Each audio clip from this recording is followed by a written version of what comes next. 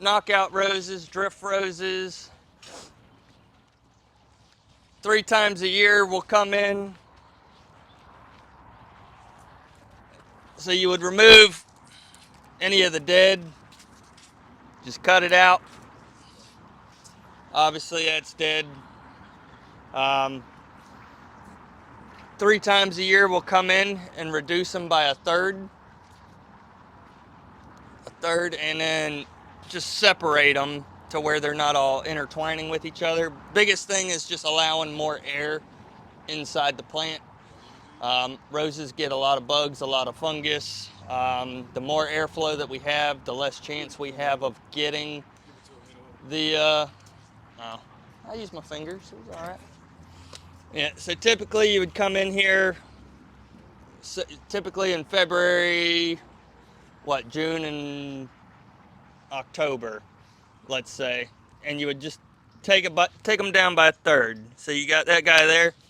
You always cut them at an angle. Don't leave it flat, so that way the water doesn't sit on top of there and cause more damage. You remove any of the dead wood out, and that just allows more airflow and ouch, and it just helps the plant flourish quicker. Removing the dead wood out, it allows it just push more energy to the stuff that's actually growing. Yeah, what else? These look like ass. You get in there and you've got crossing branches. You know, these maybe here you can see where they start to rub. Shit.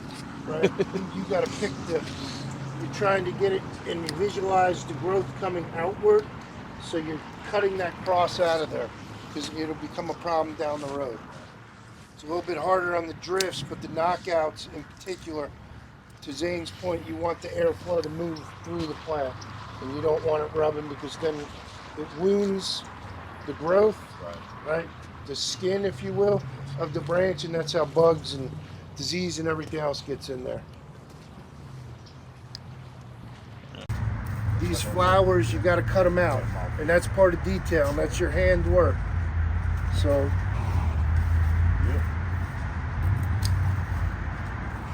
these will cause the plant on a flax lily for some reason to rust, and you'll start seeing them to just, the blades of the leaves will start turning brown if you don't remove the flowers. So you just go in here and you hand flip them. That's good to know. I ain't never know why we had to remove it.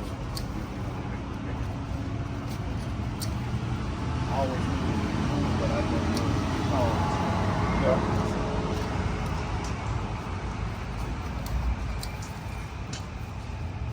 And then obviously removing any of the brown that's underneath.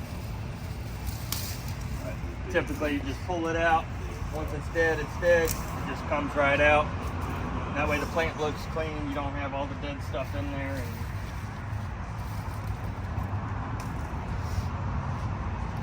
And that's that. So all the trucks have hand shears in the toolboxes, about a foot long. Scissors, right? Yeah. Big scissors.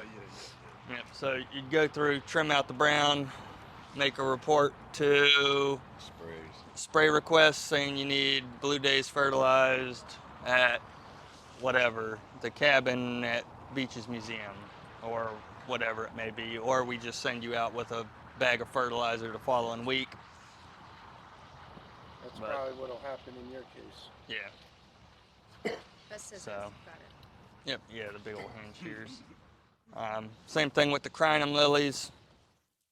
This time of year, now that we're getting into the warm weather, go in there, pull the brown out. You literally just pull it, it's dead.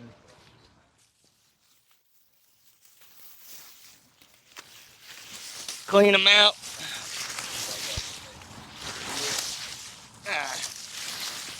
Wasps are more scary than snakes. Yeah, you just clean out all the brown. If you're doing something big like that, what do you have right next to it? Burlap. Right there. You go straight from the there onto to the the burlap. Whenever you can get your debris straight onto the burlap, that's just one less step. Instead of raking in this, it just makes it cleaner, makes it easier, it's less work for you. Sometime when like when we're doing stuff like this, kind of watch out for insects and stuff, like ticks and stuff. Yeah, I mean, Like one day I You'll was get just 'em. saying, 'cause one day I had like 2 of them on me, so just kind of pay attention. It's a good point. You got to check yourself. Check We're in the yourself, yeah. outdoor sport here, right? I thought something was poking me. I said it's a tick over there. You know, I flipped it out, but just trying to watch out. this year's a little bit different. Some years we have complete dieback because of the cold. They look kind of decent this year, but there's some diebacks on it, kind of some seasonal. It was hot and muggy all fall, and they look kind of weird.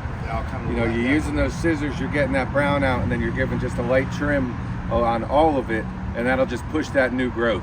You know, no more than a third out. Anything dead, and then about a third. They're gonna look weird for literally just about a week, and then we put that fert down, and they're gonna look like new plants again, instead of coming out of this sort of, we'll call it winter funk.